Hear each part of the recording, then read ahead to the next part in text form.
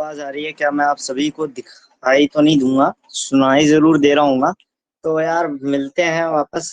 आज हम फिर से आ गए अपनी जेई एडवांस के क्वेश्चंस को लेके। एक क्वेश्चन लाया हूं मैं कॉम्प्लेक्स नंबर का, जो कि आने की प्रोबेबिलिटी ज्यादा हो जाती है कि ऐसा क्वेश्चन देखने को फिर से मिल जाए। तो ये पेपर वन में से लिया गया था 2012 का। तो क्वेश्चन मैं बोल रहा हूँ। हालांकि मैंने कॉम्प्लेक्स नंबर का वीडियो बना रखा है, 2 लेक्चर डाले थे, उसके आगे के लेक्चर भी डाल देंगे है। पर वो जो 2 लेक्चर थे उनमें उतना सफिशिएंट था कि हम ये उतनी थ्योरी पढ़ा दी है कि ये क्वेश्चन हम आराम से कर पाए। तो आई होप आप सब समझ गए होंगे। ठीक है, जिसने नहीं समझा है वो एक बार देख लेना वीडियो। नहीं है, आप क्वेश्चन रीड कर रहा हूँ। Let z be a complex number. चलो मान लेते हैं। जो देखो क्वेश्चन को तोड़ो। Let z be a complex number. Z मतलब मान लो कि कोई नंबर है एक्स, कॉम्प्लेक्स नंबर है x plus iota y. X plus iota y, हाँ जी, ठीक है। सच दैट, एक सेकंड, सच दैट कहाँ है? सच दैट इमेजिनरी पार्ट, ये पार्ट है, of z is non zero. क्या बोला? सच that imaginary part of z is non zero. मतलब किसकी बात हो रही है? वाई की बात हो रही है कि वाई जीरो के बराबर नहीं है। चलो आगे बढ़ते हैं भाई। अब इसके बाद आगे लिखा है कि एक हमें ये फंक्शन दे रखा है कि ये प्योरली, अच्छा एक बात बताओ, रियल लिखा हो या प्योरली रियल लिखा हो, सेम ही बात है यार। ठीक है, तो इसमें ये हमें एक ये फंक्शन दे रखा है Z square plus z plus one. इस प्योरली रियल बोलूं या रियल बोलूं, एक ही बात है ना भाई? Purely real. एक काम करते हैं, क्योंकि मुझे यहाँ दिख रहा है, क्योंकि प्योरली रियल बोला ना कहीं इसका मतलब इमेजिनरी पार्ट हमें जीरो करना है ना भाई?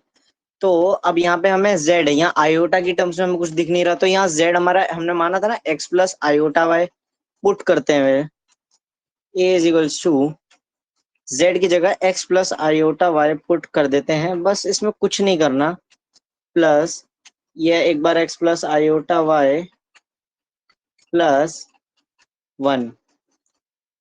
ये हो गया ना, ये था ना z square plus z plus one, तो हमने जेड की वैल्यू पुट कर दी। ठीक है, तो अब हम इसको सिंप्लीफाई करेंगे। मैं यहाँ ब्रैकेट खोल देता हूँ यार थोड़ा सा।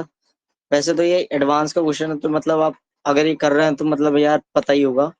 एक्स स्क्वायर प्लस ये आयोटा स्क्वायर क्या बन जाएगा? -1, तो minus y square plus 2x iota into y plus x plus iota y plus one. अगर मैं सब कॉमन निकाल लूं, एक बार ध्यान से देख लो, अगर मैं सब कुछ कॉमन निकाल दूं तो एक ही वैल्यू हमारे पास क्या बन रही है? आयोटा को हमने क्या कर रहा हूं मैं, आयोटा आयोटा को साथ में ले रहा हूँ और कॉमन ले रहा हूँ, और जितने भी ये बिना आयोटा वाली टर्म्स है इन सबको साथ लिख रहा हूँ। तो ये हो गया हमारा x square plus x minus y square plus one. ठीक है, plus iota y 2x plus वन। मैंने क्या किया, यहाँ पे आयोटा वाई और आयोटा वाई कॉमन ले लिया और प्लस 2x प्लस वन लिख दिया। ठीक है, तो अब क्या बोला है सर? इसने बोला है ए इज प्योरली रियल, तो मतलब इमेजिनरी पार्ट हमें जीरो करना पड़ेगा। सिंपल सी बात है। ये मैंने नोट्स में भी लिखवाई थी, जब मैंने पूरे लेक्चर लिया था उसका अच्छे से पूरी थ्योरी बताई है, क्वेश्चन भी कराए थे इस पे बेस। तो इमेजिनरी पार्ट जीरो है। ठीक है, तो इसका मतलब या ये y into 2x plus one zero के बराबर होगा, है ना? पर अगर हम थोड़ी सी यार ध्यान बात करें यहाँ पे, अब एक बात बताओ यार, दोनों तो जीरो हो नहीं सकते। और कौन सा जीरो नहीं हो सकता यहाँ हमें पता है, क्योंकि मैंने यहाँ बता दिया था कि ये z है, इसका इमेजिनरी पार्ट जीरो के बराबर नहीं है, तो मतलब y not equal to zero. तो अगर मैं बात करूं कि भाई ये तो नॉट इक्वल टू जीरो है, तो इसका मतलब ये 2x प्लस वन ही इक्वल टू जीरो होगा और x equals to minus half आ जाएगा। सिंपल सी बात है ना भाई? तो x की वैल्यू क्या आ रही है, -हाफ। अब इस -हाफ को z में जो हमने x में जो रिलेशन निकाला था, वो क्या रिलेशन आया था हमारा, ये आया था ना हमारा x² plus x minus y square plus 1 plus iota 2x plus 1। इसमें put x is equals to -half. Sir क्यों पुट कर रहे हैं हम, एक बार ध्यान से देखो। इसने हमें a की वैल्यूज पूछा है कि a can not take the value of. तो इसने हमें a की वैल्यूज दे रखी है, मतलब a की वैल्यूज बतानी है। तो हमें x की वैल्यू -हाफ जो हमने निकाला इसको पुट कर देते हैं। चलो पुट करते हैं। तो इसको जब इसमें पुट करेंगे तो a की वैल्यू क्या आ जाएगी, ये तो बेसिक कैलकुलेशन है। तो यहाँ पे हाफ -हाफ, ये आ जाएगा +1 -y², है ना। अरे यार देख लो ना, -हाफ पुट करा ना मैंने। ये माइनस ये 1/4 माइनस हाफ -y² +1, ये आयोटा y में 2x प्लस 1, ये तो समझ ही रहे हो 2x प्लस 1 तो 0 के बराबर ही होगा। तो a की वैल्यू क्या आ गई हमारी, ये सिंप्लीफाई करके 3/4 -y²। ये हमारा फंक्शन आ रहा है। मैं इसको यहाँ लिख देता हूँ, a is equals to 3/4 -y²। अब सर हमें यहाँ 4 ऑप्शन दे रखे हैं। कहाँ है, 4 ऑप्शन दे रखे हैं। इसने बोला है कि a की वैल्यू कौन सी हम नहीं ले सकते।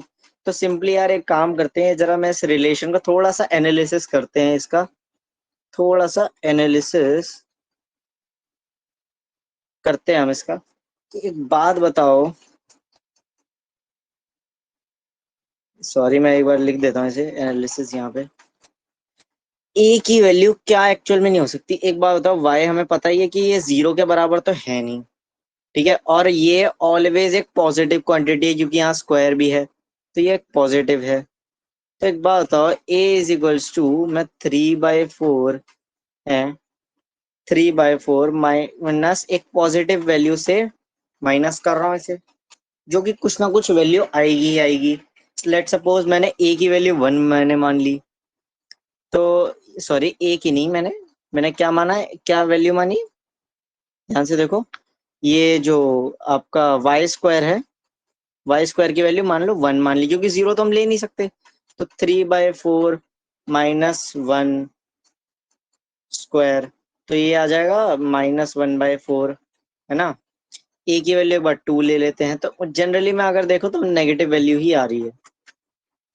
तो 3 - 16 अपॉन में 4, तो ये आ जाएगा -13/4। तो जनरली क्या हो रहा है, नेगेटिव वैल्यू ही आ रही है। पर अगर मैं बात करूं कि मैं y 0 नहीं ले सकता, एक बार y 0 लेके देखना। अगर मैं y को 0 ले लूं तो 3/4 -0 का होल स्क्वायर, तो a की वैल्यू क्या आएगी, 3/4।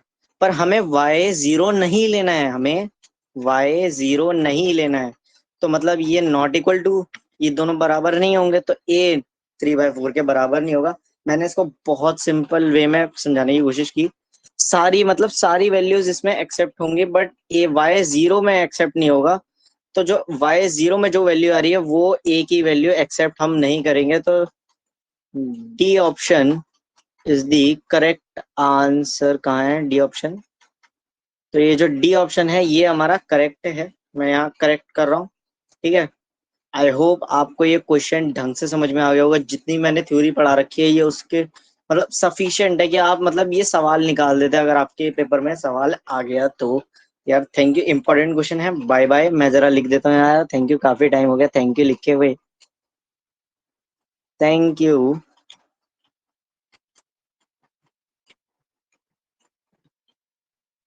तब तक के लिए यार बाय बाय, मिलते हैं अगले एपिसोड में, ठीक है।